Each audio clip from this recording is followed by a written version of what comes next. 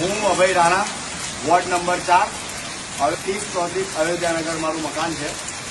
તમે જોઈ શકો છો અત્યારે ઘૂંટણની ઉપર પાણી છે। અવનવાર આગળ કેટલીક વાર નગરપાલિકાને અરજી આપવામાં આવી છે, છતાં નગરપાલિકા હાથ પર હાથ ધરીને બેઠી છે એવું સતત દેખાઈ રહ્યું છે।